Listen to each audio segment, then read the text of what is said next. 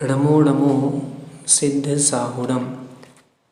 यह पाठ है समुद्घात।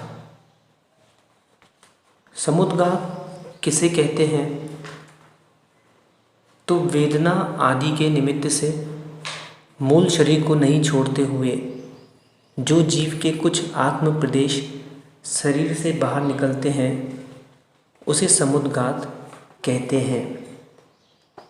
जैसे आपने देखा होगा करंट पावर हाउस से आता है तो वह पावर हाउस मूल शरीर है और उसे छोड़े बिना करंट आपके घर तक आता है, इसे समुद्घात कहते हैं। समुद्घात जो है 7 प्रकार के होते हैं। वेदना समुद्घात, कषाय समुद्घात, विक्रिया समुद्घात, मारणांतिक समुद्घात, तेजस समुद्घात, आहारक समुद्घात और अंतिम केवली समुद्घात।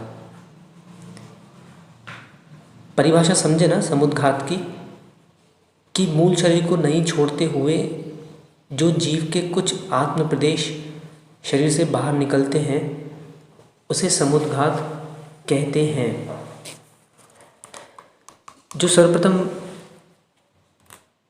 परिभाषा देखें वेदना समुद्घात की, तो तीव्र वेदना के कारण मूल शरीर को ना छोड़कर आत्म प्रदेशों का बाहर निकलना वेदना समुद्घात है। कषाय समुद्घात, तीव्र कषाय का उदय हो जाने से अन्य जीव के घात के लिए आत्म प्रदेशों का बाहर निकलना। विक्रियक समुद्घात, तो किसी भी प्रकार की विक्रिया उत्पन्न करने के लिए अर्थात शरीर को छोटा या बड़ा करने अथवा अन्य शरीर बनाने के लिए कुछ आत्म प्रदेशों का शरीर से बाहर निकलकर फैलना विक्रियक समुद्घात है। यह देवों नारकियों के तो होता ही है, किंतु विक्रिया रिद्धिधारी मुनिराजों के तथा विद्याधरों के भी होता है और भोगभूमि जीवों के भी होता है। चौथा मारणांतिक समुद्घात, तो मरण के समय अपने वर्तमान शरीर को ना छोड़कर आत्म प्रदेशों का नवीन जन्म स्थान पर्यंत फैलकर अंतर्मुहूर्त तक रहना मारणांतिक समुद्घात कहलाता है।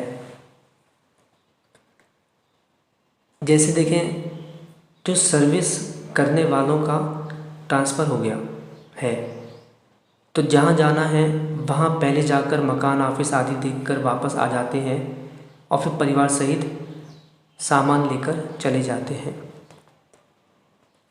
पांचवा जो बनता है तेजस समुद्घात, अर्थात संयमी महामुनि के विशिष्ट दया उत्पन्न होने पर अथवा तीव्र क्रोध उत्पन्न होने पर उनके दाएं अथवा बाएं कंधे से तेजस शरीर का एक पुतला निकलता है, उसके साथ आत्म प्रदेशों का बाहर निकलना तेजस समुद्घात कहलाता है। यह 2 प्रकार का होता है, शुभ तेजस समुद्घात व अशुभ तेजस समुद्घात। शुभ तेजस समुद्घात जैसे जगत को रोग दुर्भिक्ष आदि से दुखित देखकर जिनको दया उत्पन्न हुई है, ऐसे महामुनि के मूल शरीर को ना छोड़कर दाहिने कंधे से सौम्य आकार वाला सफ़ेद रंग का एक पुतला निकलता है जो 12 योजन में फैले हुए दुर्भिक्ष रोग आदि को दूर करके वापस आ जाता है, वह शुभ तेजस कहलाता है। अशुभ तेजस वह है जैसे तपोनिधान महामुनि के क्रोध उत्पन्न होने पर मन में विचार की हुई विरुद्ध वस्तु को भस्म करके और फिर उसी समय संयमी मुनि को भस्म करके नष्ट हो जाता है। मतलब पहले वो वस्तु को भस्म कर देगा और फिर मुनिराज को भस्म करके नष्ट हो जाता है। यह मुनि के बाएं कंधे से सिंदूर की तरह लाल रंग का बिलाव के आकार का 12 योजन लंबा सूची अंगुल के संख्यात भाग प्रमाण मूल विस्तार और 9 योजन चौड़ा रहता है। दोनों तेज समुद्घात में जो विशेषता है तो दोनों छठवें गुणस्थानवर्ती भाव पुरुष वेद वाले मुनि को होता है।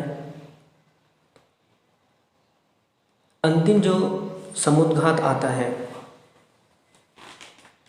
कभी तक हमने कितने देखे, फिर से देखें, दोहराएं मेरे साथ। तेजस, समुद्घात,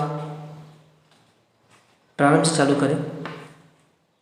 वेदना समुद्घात पहला, दूसरा कषाय समुद्घात, तीसरा विक्रिया समुद्घात, चौथा मारणांतिक समुद्घात, पांचवा तेजस समुद्घात और छठवां आहारक समुद्घात।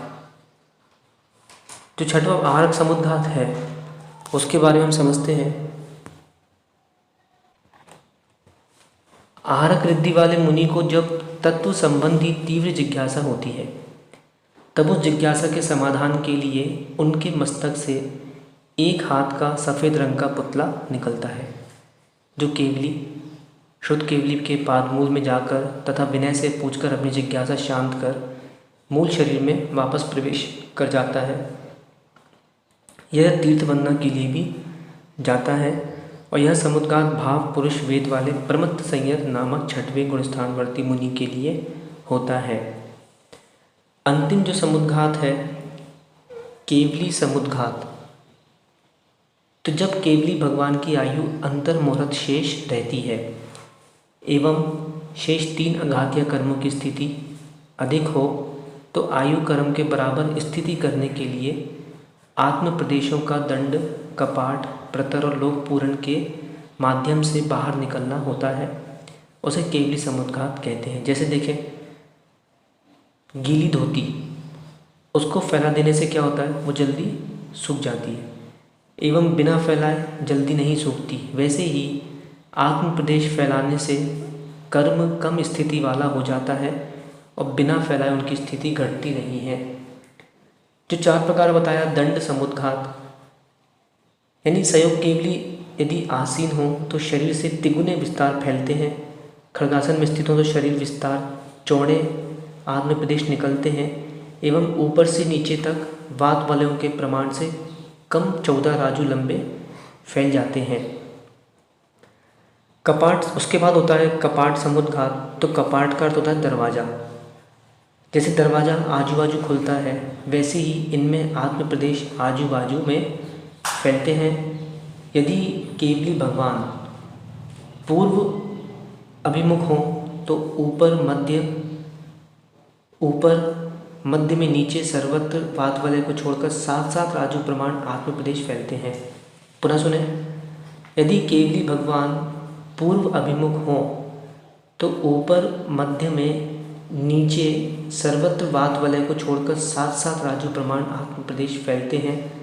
और यदि भगवान उत्तर अभिमुख हों तो वात वलय को छोड़कर ऊपर तो 1 राजू, ब्रह्मलोक में 5 राजू, मध्य लोक में 1 राजू व नीचे 7 राजू चौड़े हो जाते हैं। इसके बाद होता है प्रतर समुद्घात। तो इस समुद्घात में सामने व पीछे जितना क्षेत्र शेष बचा है उसमें वात वलय को छोड़कर सब में फैल जाते हैं। और लोक पूर्ण समुद्घात, तो इस समुद्घात में आत्म प्रदेश वात वलय के क्षेत्र में भी फैल जाते हैं अर्थात संपूर्ण लोक में फैल जाते हैं। लोक पूर्ण के बाद वापस प्रतर में, प्रतर से वापस कपाट में, कपाट से वापस दंड में और दंड से वापस मूल शरीर में आ जाते हैं। केवली समुद्घात में 8 समय और शेष सभी समुद्घातों में अंतर्मुहूर्त लगता है।